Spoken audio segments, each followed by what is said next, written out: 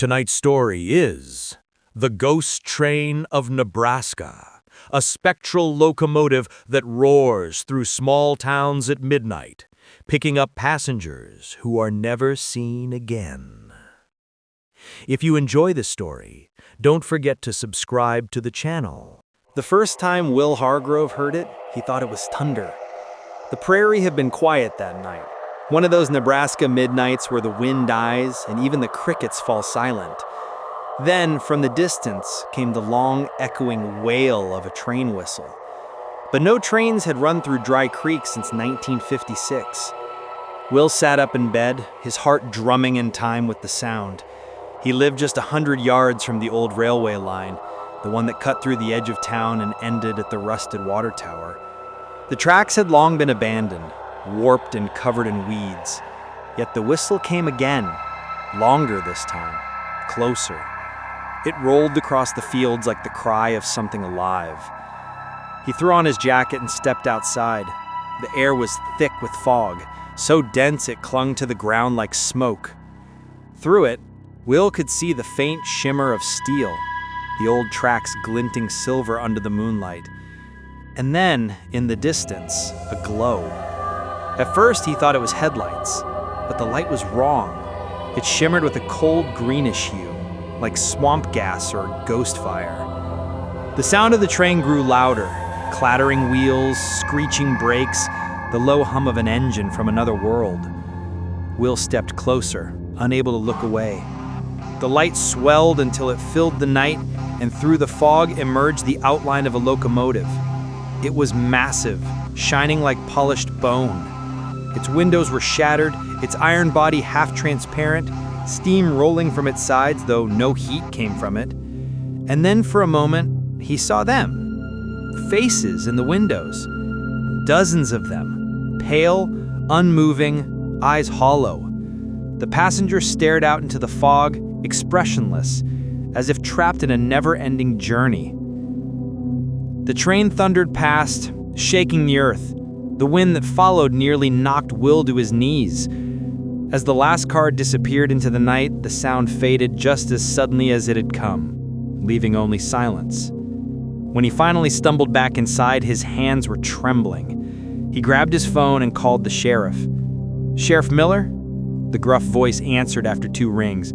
"Sheriff, it's Will Hargrove. You gotta come out to the old line. There's a train out there." There was a long pause. "Ain't no train them through Dry Creek in 60 years, Will." "I saw it, Sheriff. I swear to God. Lights, passengers, everything." The sheriff sighed. "You been drinking again?" Will hung up before he could answer. He went to the window, half expecting to see the glow again, but the fog was gone and the night was quiet once more. Still, the faint echo of that whistle lingered in his ears, and Will knew, whatever that thing was, it would be back. The next morning, Will didn't mention the train to anyone, not because he'd changed his mind, but because he could see it in their faces, the disbelief. Dry Creek was a small town. People still whispered about Old Man Lyle, who claimed he'd seen the devil in his cornfield. Will didn't want to become the next story folks told over coffee at Ellie's Diner. Still, he couldn't shake the image of those hollow-eyed passengers. All day, his mind replayed their faces like a film stuck on loop. He went down to the old library where the county records were stored, hoping, praying for something that made sense. Mrs. Callahan, the librarian, looked up from her desk when he came in. "Back again, Mr. Hargrove? Still chasing ghosts?" she teased. "Maybe," Will muttered, running his fingers through his hair. "I need to see anything about the old train line, the one that ran through Dry Creek before it shut down." She frowned, but led him to a dusty cabinet marked Nebraska and Western Railway Co. Inside were folders thick with yellowed papers, brittle timetables, and accident reports. One file caught his eye. December 1956, train number 47, manifest and incident summary. The pages were stained and nearly falling apart. The report told of a night blizzard, the final passenger run from Omaha to Denver. Somewhere outside Dry Creek, the engineer lost control. The bridge over Red Hollow collapsed, sending the locomotive and its 6 cars plunging into the ravine below. Everyone on board, 47 passengers and 5 crew, were killed instantly. Will's breath caught when he saw the list of names. Teachers, farmers, a newlywed couple, a preacher. The last entry was the engineer, Edgar Tully. But something strange stood out. Scribbled in pencil at the bottom margin were the words, "Train never found. Wreckage missing. Tracks cleared by morning." He stared at the sentence for a long time, feeling the chill creep into his bones. It didn't make sense. The bridge was gone. The train should have been in the ravine.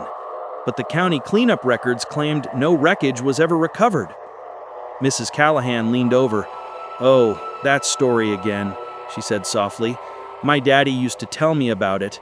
Folks said the train never stopped running, only at night, only for those who hear it call their name." Will looked up sharply. "What do you mean?" She shrugged. "Legend says if you hear the whistle, it's because it's calling you. And if you see the lights, well, you'd best not step too close to the tracks." Her tone was half joking, but her eyes weren't. That night, Will couldn't sleep. The wind howled against his windows, carrying a faint metallic hum. Around midnight, he heard it again. The long, mournful whistle, closer this time. He grabbed his flashlight and walked towards the tracks, heart hammering. When he reached the old line, the fog was back, thicker than before. And on the rusted rail, just where he'd seen the light the night before, lay a folded piece of paper. He picked it up and shone his light on it. It was brittle, stained, and smelled of smoke. Across the top, in faded ink, were the words, "Passenger Manifest, Train Number 47." And at the very bottom, freshly written, "William Hargrove." Will froze where he stood, the paper trembling in his hand. His name, written neatly at the bottom of the manifest, gleamed faintly in the beam of his flashlight, as if the ink were still wet. He rubbed at it, half hoping it would smear, but it didn't.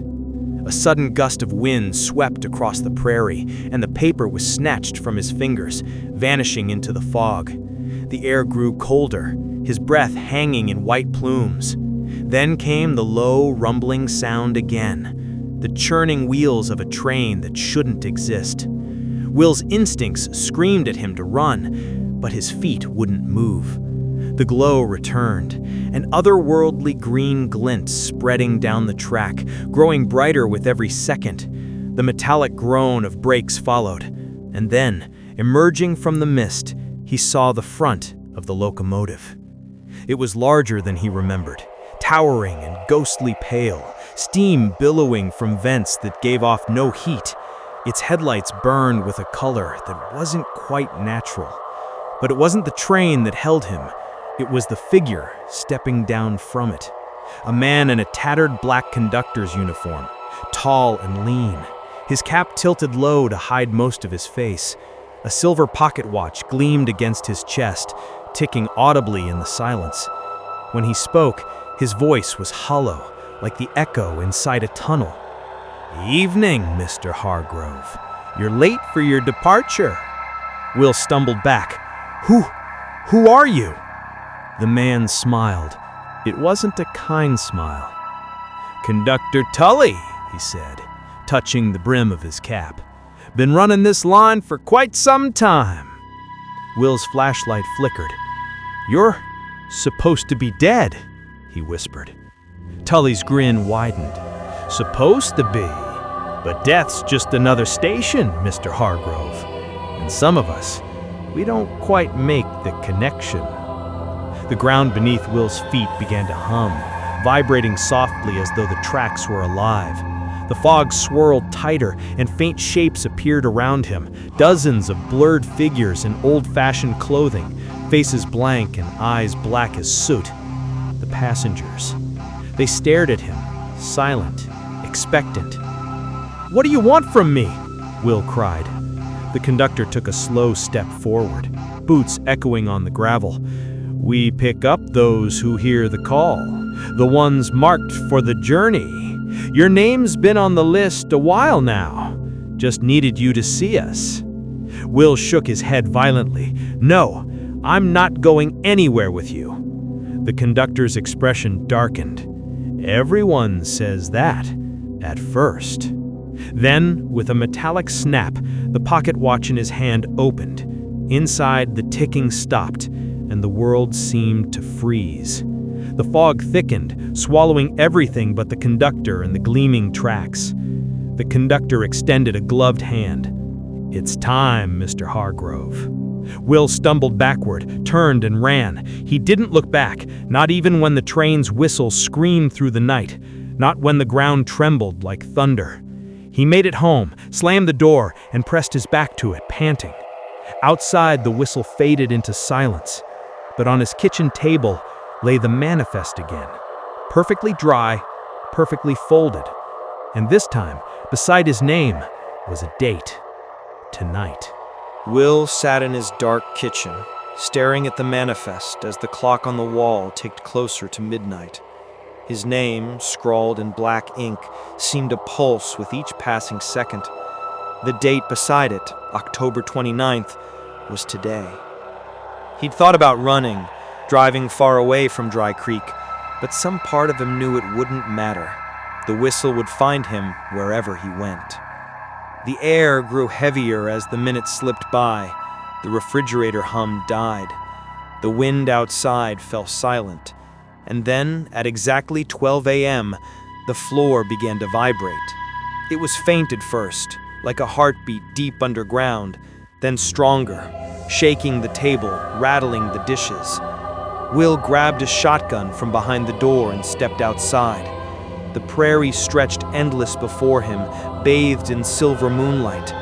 But the sky to the east flickered, greenish and ghostly, as if lightning crawled just above the ground. And there it was again, that unearthly glow snaking down the horizon toward the town, the sound of wheels grinding against steel. He raised the gun, though he knew it was useless. The spectral train tore through the fog, its wheels never touching the rusted rails. The locomotive gleamed like a skeleton of fire and glass, sparks trailing in its wake. It slowed as it neared him, exhaling steam that rolled across the fields like smoke from a grave.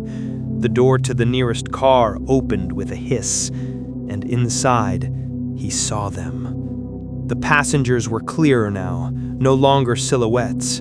A woman in a 1950s hat, her skin pale and cracked like porcelain. A farmer with hollow eyes, straw still tangled in his hair. A child clutching a broken teddy bear. They stared at him, their mouths moving silently, as if begging him to join them, or warning him not to. Then the conductor stepped down again. Edgar Tully looked even more decayed than before, his skin gray and translucent, his uniform wet with some dark, glistening substance that wasn't sweat. "Mr. Hargrove," he drawled, "you've kept us waiting long enough." "I'm not going!" Will shouted, pointing the shotgun. "You can't make me!" Tully chuckled, a sound that echoed like a shovel scraping stone. "You misunderstand, son. You already boarded when you saw us. We're just finishing the journey." The whistle blew again, louder, closer, shrieking through his bones. The world around him blurred, the color draining from the fields, from the sky, from everything. He looked down and saw his own hands fading at the edges, turning transparent like glass. "No!" he screamed, dropping the gun. "I'm still here!" Tully extended his gloved hand. "You are, until the ticket's punched."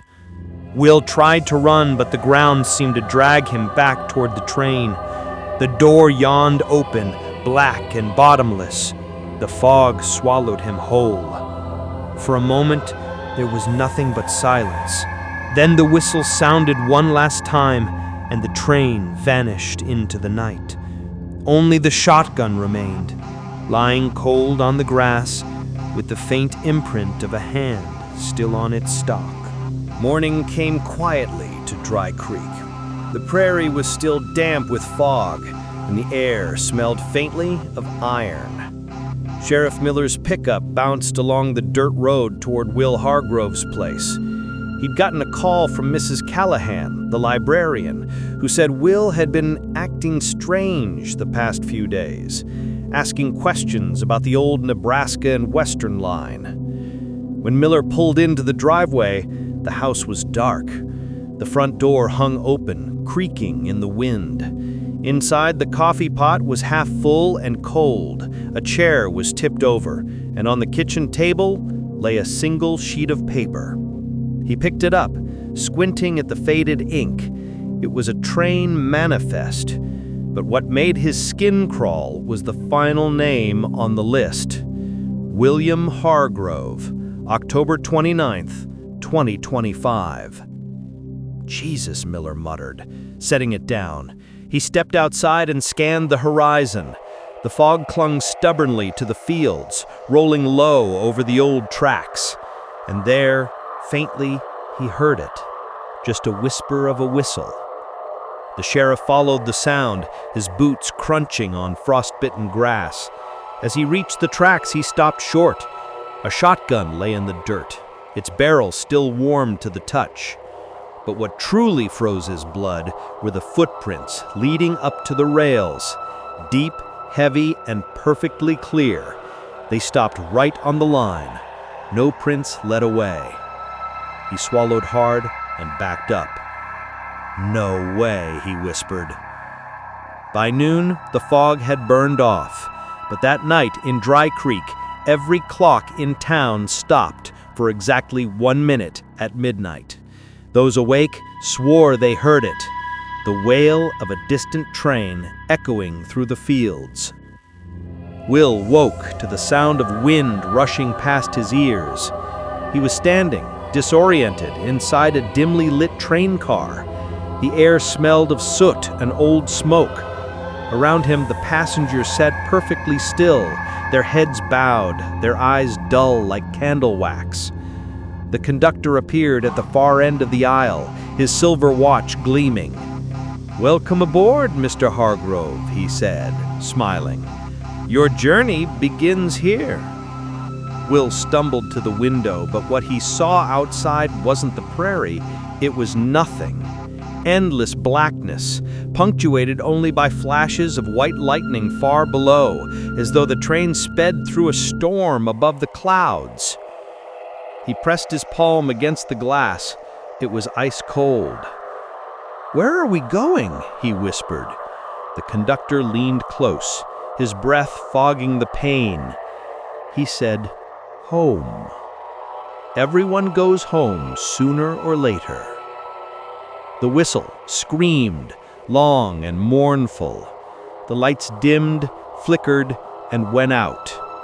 When they returned, Will was gone. Only his seat remained, empty, save for a folded piece of paper resting on the cushion. Passenger Manifest, train number 47. A new name had been added beneath his. Sheriff Daniel Miller, October 30th, 2025.